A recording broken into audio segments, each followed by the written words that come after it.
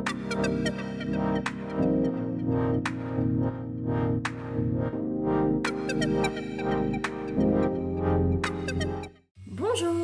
et bienvenue dans Le Saviez-vous, votre rendez-vous hebdomadaire pour découvrir les petites et grandes histoires de notre commune. Aujourd'hui, plongeons-nous dans les contes, légendes et chroniques locales de Dizon. Et plus, particulièrement dans l'histoire de la rue Haute-Saurie, un lieu qui cache de surprenants secrets. En 1498 déjà, Jean Groiler, jeune receveur de Franchimont, obtenait du duc de Limbourg le droit d'extraire du minerai de fer dans la région. Quelques décennies plus tard, en 1564, l'exploitation des gueuses de fonte était si importante qu'une taxe d'environ 6000 florins liégeois pouvait être prélevée, tout en laissant un joli bénéfice à l'exploitant.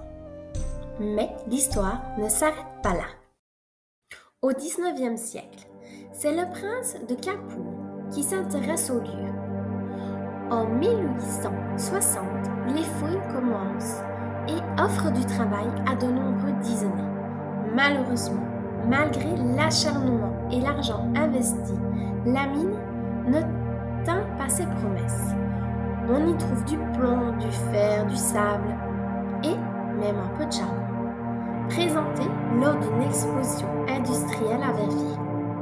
Mais certains pensent que ce charbon avait en réalité été placé là par les ouvriers eux-mêmes, désireux de prolonger l'exploitation pour conserver leur emploi. Un véritable subterfuge de survie à une époque où le chômage n'existait pas et où les lois sociales étaient balbutiantes. L'histoire se teinte aussi de folklore, grâce à Thomas Lorquet, chansonnier disonnais, qui racontait ses anecdotes en musique. Il disait composer ses pascailles, ses chansons ironiques, aussi facilement que de boire un petit verre de péquet.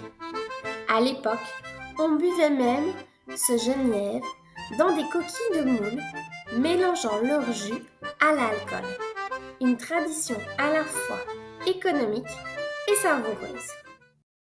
La toponyme des rues conserve aussi les traces de cette époque. Le nom Tapeux viendrait des déblais de la mine déposés là. En creusant son propre potager, M. Georges Zeyen y avait d'ailleurs retrouvé des terres inhabituelles et même de vieux outils enfouis. Quant à la rue des Hawaïs, elle pourrait venir du mont Wallon, Anoaï, qui signifie anguille. Le voisinage de pièces d'eau et la présence d'anguilles à l'époque renforcent cette hypothèse. Et puis, un détail amusant. La maison qui portait autrefois le numéro 21 de la rue Haute-Saurie et qui a inspiré un tableau conservé au musée de la ville wallonne à Liège correspond aujourd'hui au numéro 6 de la rue des Pâquerettes. Un petit clin d'œil au changement du temps qui relie directement passé et présent. Voilà, encore une belle page d'histoire locale qui nous montre que les pierres, les rues et même les chansons peuvent être les témoins vivants de la mémoire de Dizon. Rendez-vous la semaine prochaine dans Le Saviez-vous pour un nouveau voyage au cœur de notre patrimoine.